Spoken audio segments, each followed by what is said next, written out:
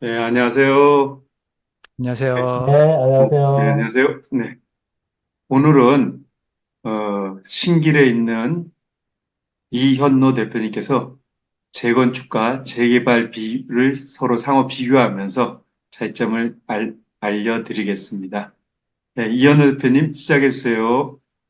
네, 안녕하세요. 영등포구 신길동에서 로얄 부동산 운영하고 있는 부동산 도우미 이현노입니다. 네, 오늘은 이제 우리가 모든 국민들 모두가 다 관심이 많으실 재건축과 재개발 간단하지만 핵심이 무엇일까 하는 부분에 대해서 간단 비교하면서 잠깐 짚어보도록 하겠습니다. 우선 재건축 진행 절차와 재개발 진행 절차는 거의 매우 흡사합니다. 다만 한두 가지 중요한 차이점이 있는데 바로 안전 진단 문제라고 할 수 있습니다. 재건축에서는 우리가 흔히 이 안전 진단 문제, 이 문제가 가장 관건이라고 볼 수 있겠는데요. 우리 아파트 단지 지나가다 보면 노후된 아파트, 30년 가까이 된 아파트들 보면은 경축 안전진단 통과 이런 거 많이 보셨을 겁니다. 그게 바로 그만큼 쟁점이 되는 문제이기 때문에 그것이 통과되면 이제 아파트 재건축이 시작이 되는구나라고 볼 수 있을 정도로 그런 관건이었다 이렇게 생각하시면 될 것 같고요. 요거를 제외하고 나면은 재개발 절차와 거의 동일하다 이렇게 보면 될 것 같습니다. 그러면 우선 재건축에 대한 우리가 짚어보아야 될 쟁점이 중요한 쟁점이 무엇일까 한번 살펴볼 텐데요. 우선 조금 전에 말씀드린 안전진단 문제가 있겠고, 그다음에 입주권 문제, 그다음에 진행 과정에서 상가나 기타 이런 문제들, 그렇게 해서 총 진행 기간이 어떻게 소요되느냐에 따라서 재건축의 성공 여부는 평가가 되어질 것이다. 이렇게 생각이 됩니다. 그래서 지난 1월 얼마 전 정부 대책에서도 이 문제를 바로 짚었죠. 그동안 재건축에 걸림돌이 된다고 볼 수 있는 안전진단 없이 진행이 가능하도록 하겠다라고 해서 진짜 그런가 봤더니 다만 처음에는 출발은 해라. 대신 사업 시행 인가 전까지는 안전진단 통과를 시켜라, 행해라 이런 내용이었죠.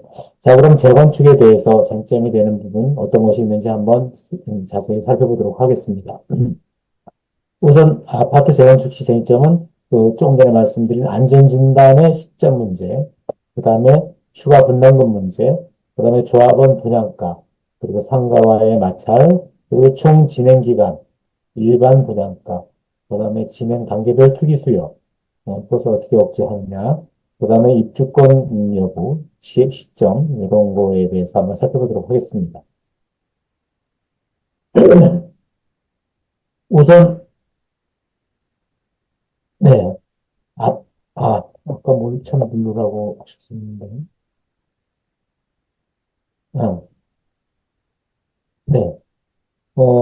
우선 좀 전에 말씀드린 안전진단을 살펴보면 지난 1월 정부 대책에서, 죄송합니다. 이거 목이 좁혀졌네요. 사업 시행 인가 전까지 안전진단을 받아라 하는 문제 말씀드렸고, 그 다음에 이제 추가 분담금 문제입니다.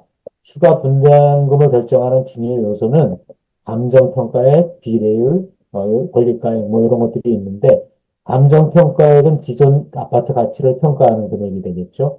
그 다음에 비례율은 재건축 시 증가한 부동산 가치에 대한 이익 비율이라고 보면 되는데, 대개 100% 이상의 비례율이면 사업성이 괜찮다. 이렇게 판단을 합니다. 그리고 분담금은 조합원 분양가에서 나의 소유하고 있는 나의 아파트의 권리가액을 빼면 그것이 분담금이 되고요. 권리가액은 감정평가액의 그 비례율을 곱하기 해서 산정을 합니다. 비례율은 최종 자산 가격 평가액에서 총 사업비를 뺀 것을 총 자산 평가액으로 이제 나눠주면 되는데요. 예를 들어서 한번 생각을 해보겠습니다.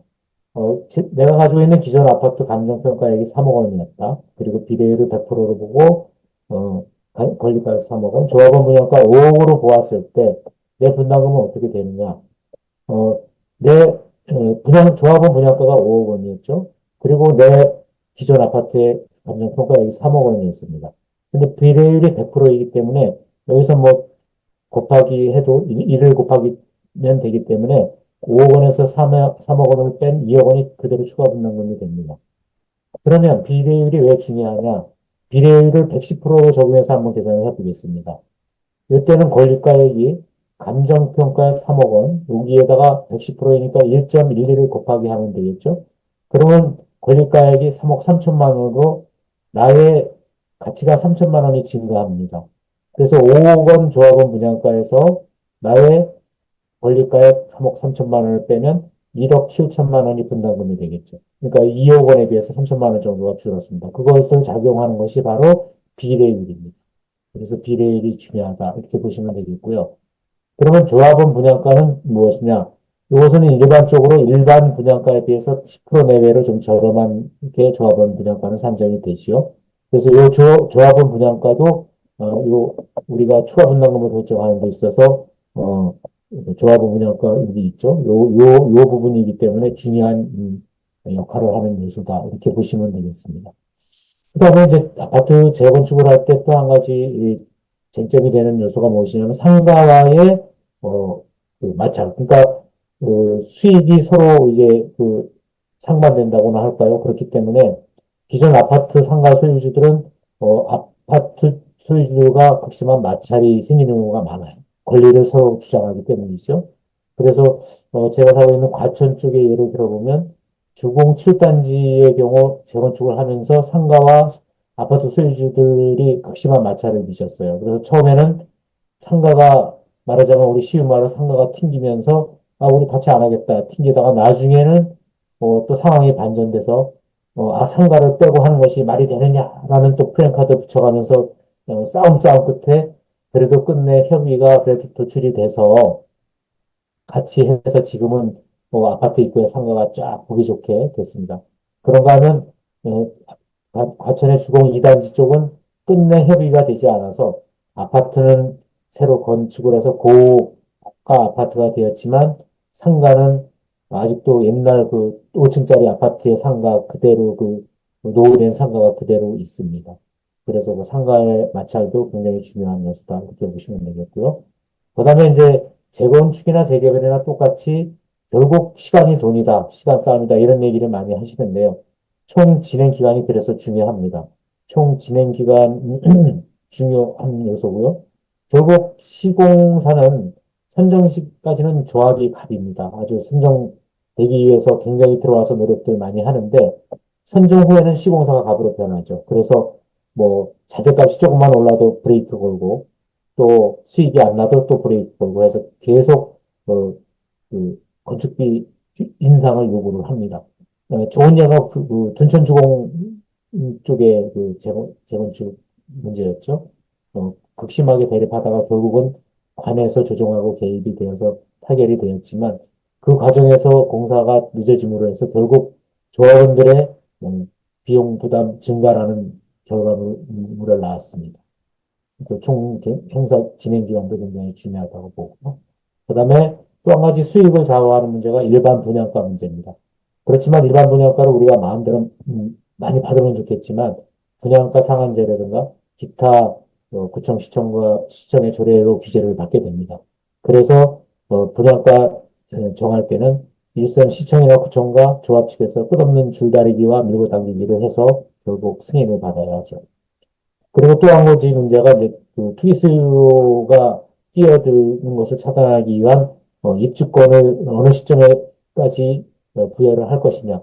기존 조합원, 소유주들, 조합원들이야 당연히 입주권이 나오겠지만, 중간에 사서 들어온, 중간에 매수한 매수자들은, 투기 수요가 있다라고 보고, 그 어느 시점까지만, 매수했을 때 입주권을 주겠다 하는 것이 있죠. 그래서, 재건축에서는 조합 설립 이전까지 그 매수를 해야 입주권이 주어진다. 이런 규정이 있는 것입니다. 이상으로 재건축에 대한 쟁점사항 살펴봤고요. 다음은 이제 재건축을 한번 살펴보겠습니다. 재개발을 살펴보겠습니다. 어, 네, 쭉.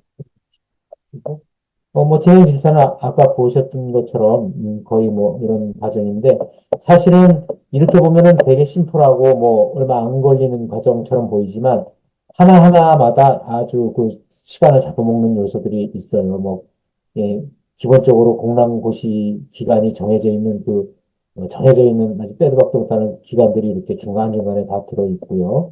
그다음에 이 동의 요건을 갖추는 이 기관도 동의받는 것도 굉장히 시간이 걸리는 문제입니다.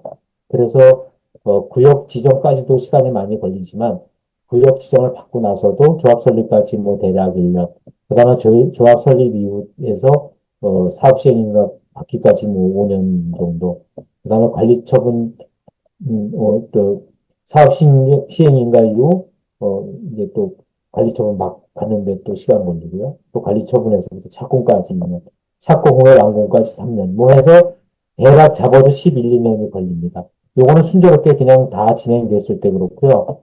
이 중간중간에 시간을 더 소요하게 하는 많은 요소들이 숨어 있습니다. 실제 진행을 하다 보면. 그래서 뭐 이제 쉬운 말로 뭐 땅 파다가 예전에 묻혔던 속에 뭐 토사 구간이 나온다든가 뭐 갯벌이 나온다든가 문화재가 나온다든가 이거는 뭐 시간은 뭐 무한정 흘러갈 수도 있어요. 그래서 그런 요소들이 있고요. 어, 그러면 재개발 진행 시의 쟁점은 또 어떤 것이 있느냐 한번 대략 살펴보겠습니다.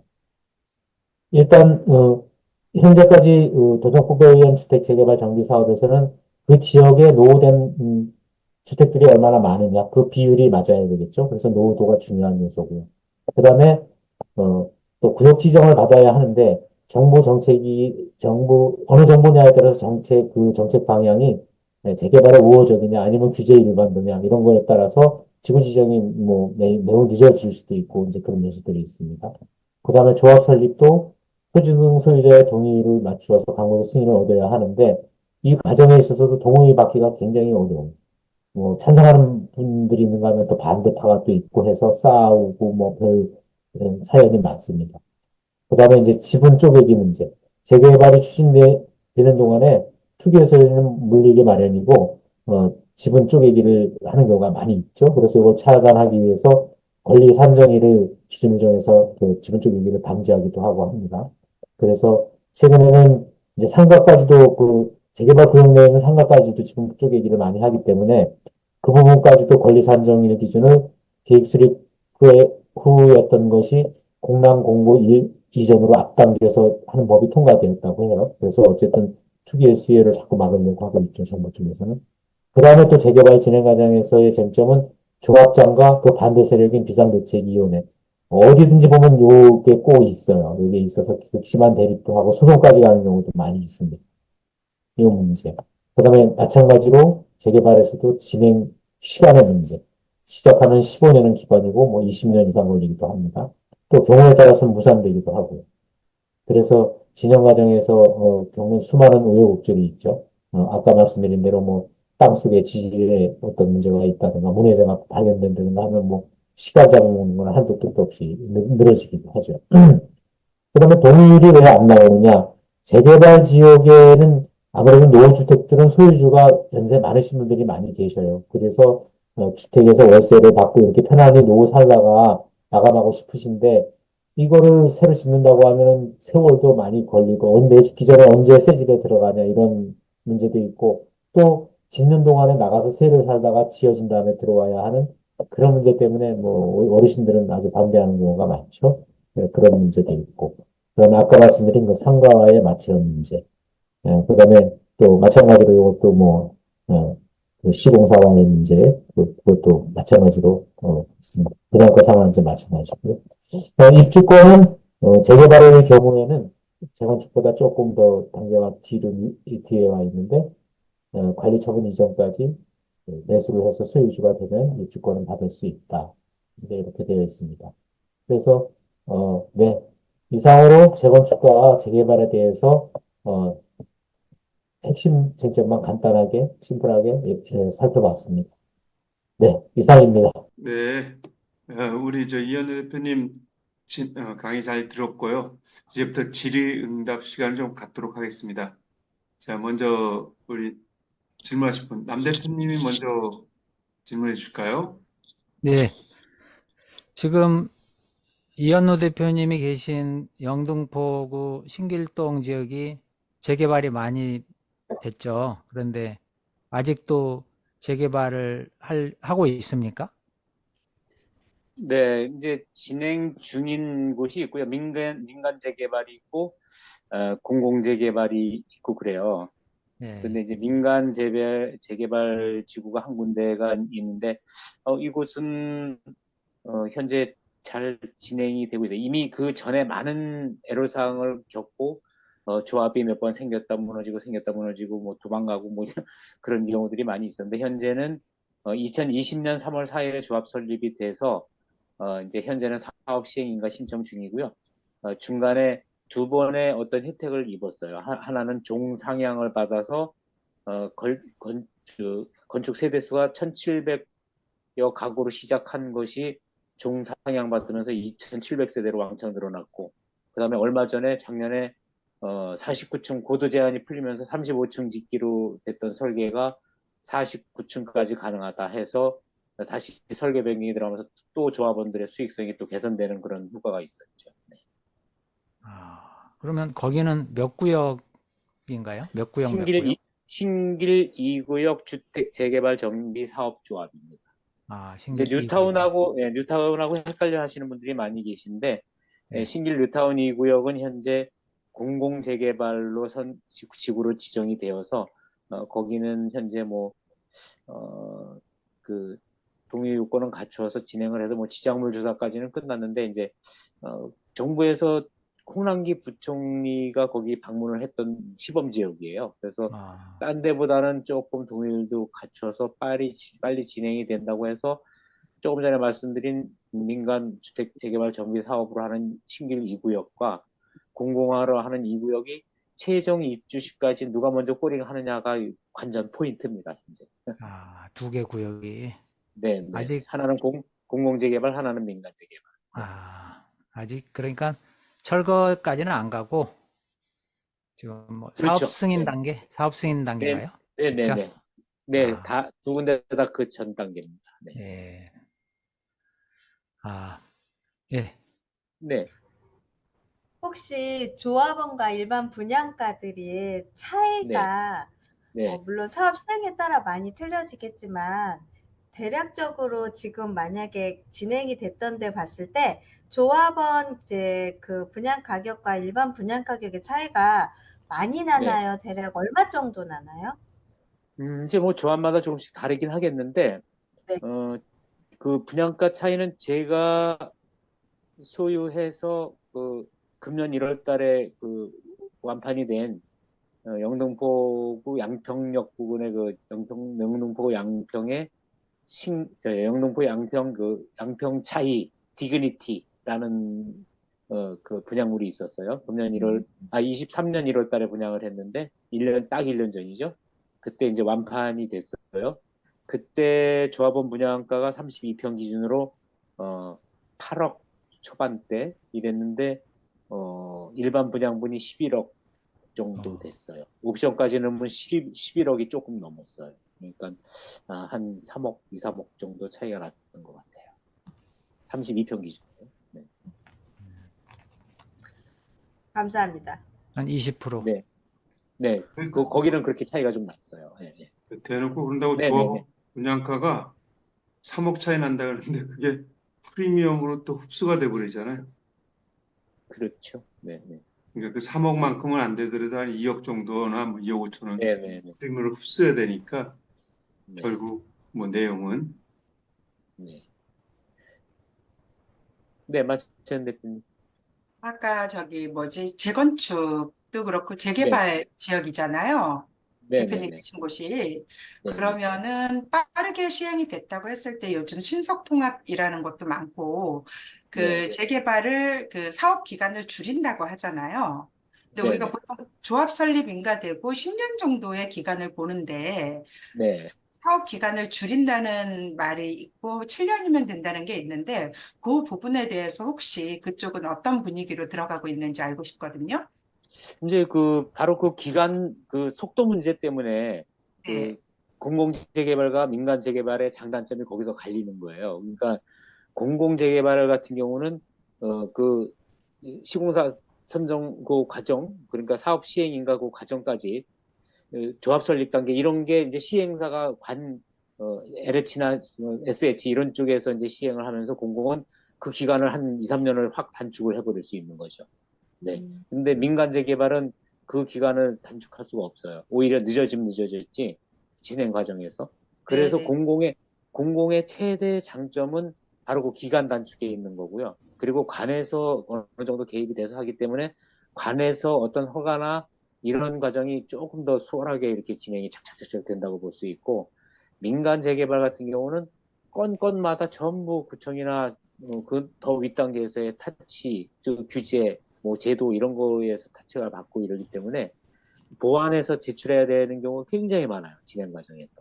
그러니까 대의원회의를 수도 없이 해야 되고 그 회의에서 통과된 거를 또 총회에 올려야 되고 뭐 이런 과정도 수없이 많이 있게 되고 또 그게 그렇게 해서 신청이 들어갔음에도 불구하고 구청에서 반려가 되거나 아니면 보완해서 또 제출을 하라고 하면 또 같은 과정에서 또 보완해서 또 들어가야 되고 해서 그 궁금한데 만약에 내 네, 집 마련을 하기 위한 분들이 네, 이제 재개발이나 재개발로 하죠. 재개발을 투자한다면 네, 그렇다면 우리 대표님 같은 경우에는 민간 재개발 네, 쪽을 네. 권해주시겠어요? 아니면 신통이 가능한 그쪽 공공 재개발을 권해주시는 게 더 낫다고 생각하세요?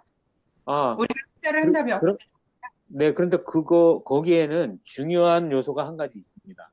네, 뭐냐 하면, 투자라는 게 뭐, 사실 투자와 투기는 진짜 내가 하면 투자고 남이 하면 투기라고 할 정도로 어떤 뭐 딱 부러지는 구분 요소가 없는데, 이제 공공재개발 같은 경우는 그 원천적으로 그 내가 투자를 하려고 들어갈 수 있는 타이밍을 찾을 수가 없어요.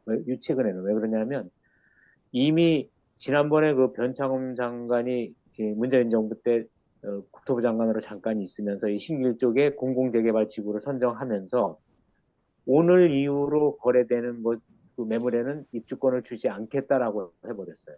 그러니까 공공은 발표되면 거기서 끝이에요. 살 틈이 없어요. 그러니까 그걸 지정이 되기 전에 미리 들어가서 사지 않으면 없어요. 그게 바로 공공재개발하고 민간재개발의 큰 차이인데, 아까도 말씀드렸지만 신길 지역 같은 경우도 이제 그래서 그 민간에서 하는 주택 정비 사업으로 하는 민간 재개발 지구는 단계가 올라갈 때마다 가격이 뛰고 또 그 이익을 실현하고 빠져나가는 분들도 많이 있고 해서 손바뀜이 되면서 자연스럽게 가격이 올라요. 그래서 투자를 생각한다면 초기에 가능성이 있는 공공이 됐던 민간이 됐던 가능성이 있는 곳에 가서 선점을 해야만이 현재는 어느 정도 투자를 할 수 있는 것이고요. 만약에 그 타이밍을 놓쳤다라고 하면 민간 재개발 쪽으로 가야 돼요. 그래서 가격이 조금 올랐더라도 그쪽을 손을 대는 방법밖에는 없어요. 네, 감사합니다. 네네네. 네, 정진수 대표님. 네. 그러면 지금 2024년도 오늘 1월 22일 시점이죠. 이제 네네. 앞으로 네. 만약에 이제 미리 선점을 해서 네. 투자용으로 들어가겠다. 그러면 대표님께서 혹시 추천해 주시고 싶은 지역과 금액을 네. 얼마 정도를 내가 이제 투자 자금을 가지고 들어가야 네. 될지. 그것 좀 네네. 장소랑 아, 예, 금액 아주 좀 알려주시면 네, 감사하겠습니다. 네, 네. 아주 엑기스만 뽑아달라고 하시네요. 알겠습니다. 알려드릴게요. 일단은, 이제, 그럼에도 불구하고, 이제 그런 타이밍을, 이곳에서 그런 걸 다 이렇게 접하다 보니까 이 타이밍을 잡을 수 있는 곳들이 있어요. 뭐, 어떤 네. 곳이냐면, 그동안에, 어떤 그 서울시나 정부 시책으로 소규모의 사업이 가능하도록 했던 것들이 있어요. 주택 가로정비 사업으로 했던 곳이나 모아주택 이런 것들이 소규모로 추진을 하다가 잘 안 됐던 곳들이 있거든요. 이런 것들이 그 지구 선정을 신청을 하는 경우들이 있어요. 단위를 좀 더 크게 해서. 그래서 아직 지정은 안 됐죠. 그러므로 해서 그런 곳에는 지금 재빠르게 신청을 하려고 하는 그런 움직임이 있는 곳에는 재빠르게 소형 빌라, 이런 갭 투자라든가 아니면 갭 투자가 불가능한 경우도 있어. 뭐냐면 에, 신청을 하면서 요건이 뭐냐면 거주 요건을 채워야 된다는 조건이 있어요. 2년 거주 요건. 그러니까 빌라를 사되 들어가서 2년 거주 요건을 채워야 돼. 그래야 입주권을 나중에 진행이 됐을 때 받을 수 있어요. 그래서 그런 곳은 뭐 사서 어쨌든 뭐 입주를 하든가 아니면 다른 방법으로 하여튼 뭐 회피를 하든가 해서 투자를 할 수 있는데 그런 곳이 이미 또 신청이 들어간 다음 가격이 오르죠. 빌라가 평소 뭐 3억, 3억 5천 이렇게 가던 것들이 최소 5억, 5억 5천 이렇게 오릅니다. 대신에 가격은 그렇게 올랐는데 전세 금액은 그대로잖아요. 그러니까 평소에는 1억 5천 뭐 남짓이면 갭으로 살 수 있었던 매물들이 투자금이 3억대, 뭐 3억 5천, 심지어 4억대 뭐 이렇게까지도 늘어날 수가 있어요. 그래도 우리가 투자의 승산은 있다라고 보는 것이 현재 아파트가 30평대가 완공이 되면 이런 서울의 그 단지 규모가 좀 있다라고 하면 보통 뭐 15억에서 20억 사이는 가니까. 그러니까 초기 투자 부담과 아까 우리 산정했던 분담금을 합하더라도 결국 답은 나온다. 다만 세월이 어느 정도 걸리느냐 그것이 이제 관건이죠. 네, 그렇습니다. 어디요? 장난을 쳐주셨어. 그거는 전화해야지, 한번 전화? 전화 가지고 안 되고 저희 사무실에 와서 커피 한 잔 마시면 제가 찍어드리겠습니다. 네. 조만간에 갈게요. 네, 알겠습니다. 감사합니다. 환영합니다. 그럼 더 질문이 없으면은 이것으로 오늘 마치겠습니다. 수고하셨습니다. 네, 감사합니다. 수고하셨습니다. 수고하셨습니다. 잠깐,